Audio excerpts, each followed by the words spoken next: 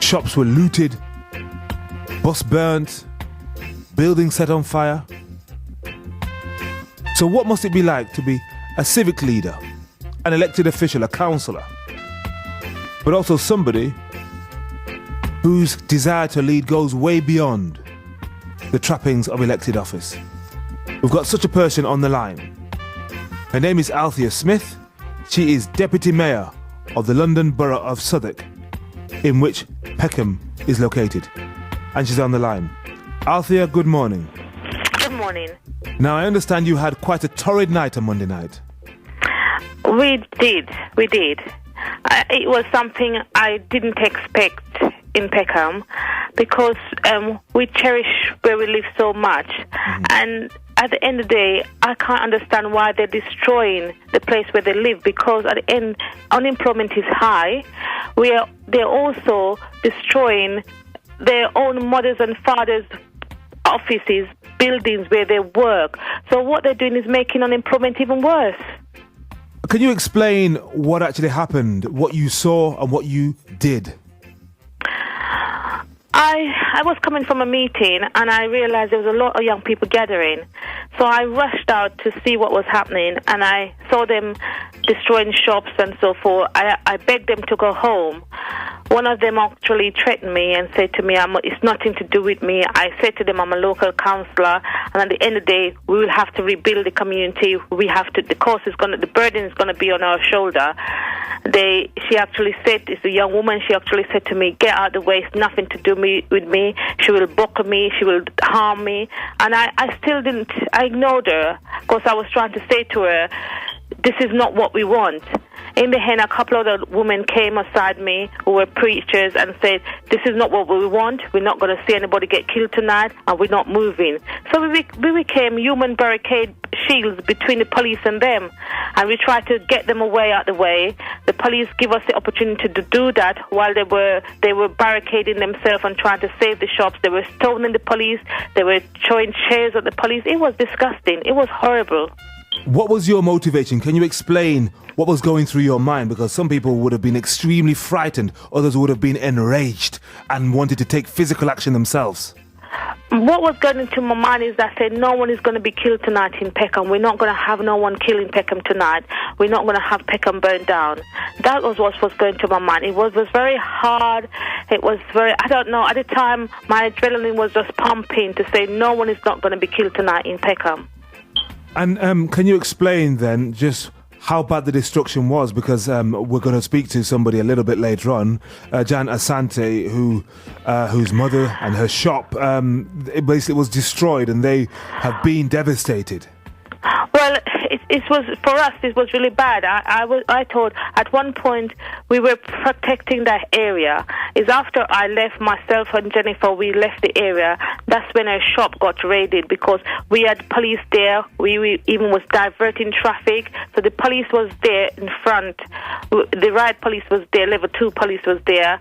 And the shop was protected until about 9. It's after we left the area, because we left the area now because we were tired, exhausted, and some of the men took over.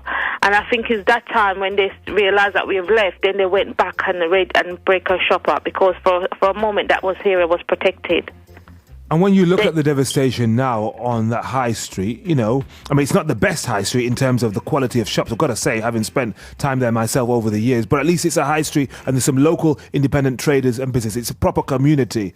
But to see it now.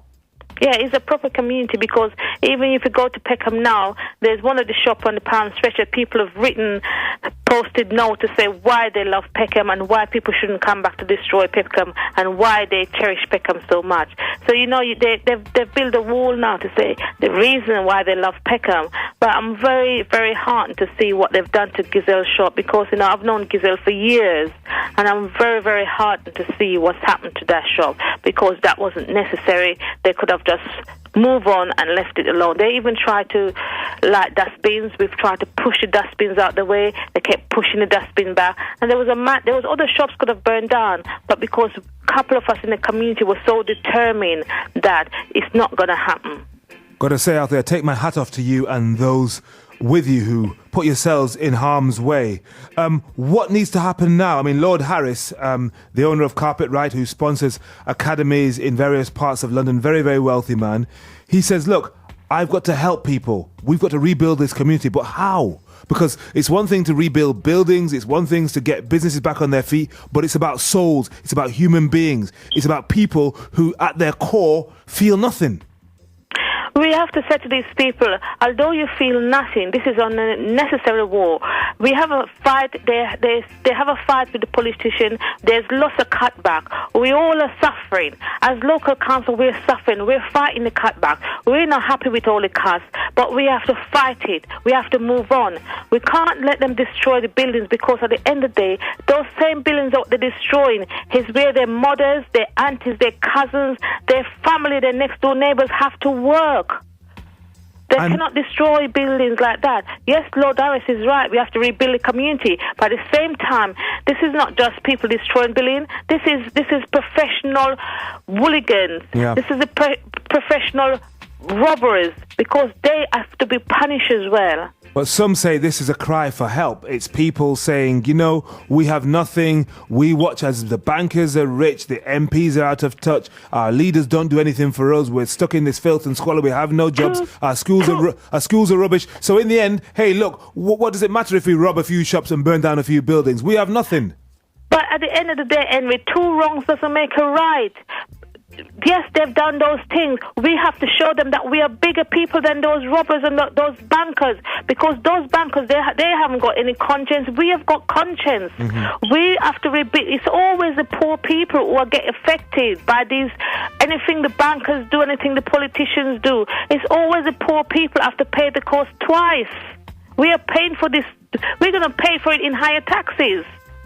The Prime Minister says parts of Britain are not just broken, they're sick. Is he right?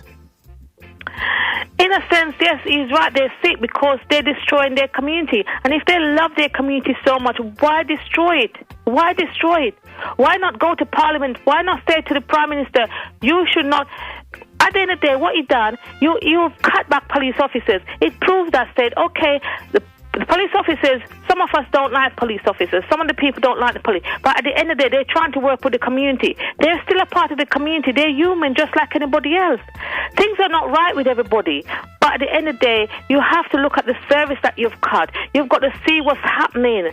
Why, when every time there's a Tory government, it's always riot, it's always destruction? Well, we had riots during Labour too. Remember, 2001 was a very bad year. You know, in Leeds and Bradford and Luton. It wasn't so bad. Mm-hmm. Things are worse now, you say. Yeah. And when it comes to the police, some say they're basically neutered. They stood by and watched as Gisellas' shop was raided. They stood by and watched as there was that Nigerian man in Hackney who was, I think he's been running boots there for 25 years, and he begged the police to do something. They did nothing. Countless examples of this. And some say the police are standing by because they're frightened. They've been neutered. They've been destroyed. Too much political correctness. They need to go in harder. They need to show that order must be restored to the streets. Do you agree with that? Or do you think actually we don't want them to go too far because brutal policing caused problems in the first place as well? Brutal police can cause problem, but I think yes, I feel yes, they were too soft, they were afraid, because you see, at the least little problem, the first thing we will say the police are racist, the police are this, the police are that. So therefore, yes, they were a bit soft because they have instructions, yeah, and everything is red taped.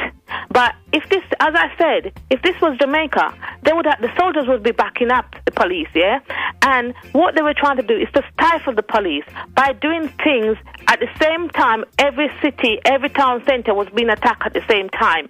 So by doing that, you're saying we're gonna squash the police. We're gonna make sure there's not enough police around, because we had police coming from all over the country. So Althea, the only police force that wasn't in London was Northern Ireland. That's right. Althea, so today, how do you feel? I mean, I suppose it's a big job, isn't it? It's a big job to start all over again. It's a big job to start all over again. I feel devastating. I feel, what's the word? What's these people doing? What do they want? Because at the end of the day, you're saying that said you want job, but yet you're destroying buildings. I remember the days when school holidays, you'll have undergraduates students will be going to Tesco, they'll have jobs in Tesco, they'll have summer jobs. We haven't got any of that no more. We need to create that sort of community back, to have summer jobs for our young people, something for them to go for the 6 weeks holiday. We need to have those things back. The government today, when they sit in Parliament, they need to think about how we should give some of this money back, how we should take the bonus back from bankers and put it back into the community. All those bonus, what everybody's getting, give it back to the community. Althea, thank you very much indeed. Let's see if that comes up in Parliament today. A very, very major debate. Parliament recalled. It's an extraordinary session. Let's see if we can get the leadership we're looking for in this country. Althea Smith, Deputy Mayor of the London Borough of Southwark. Thank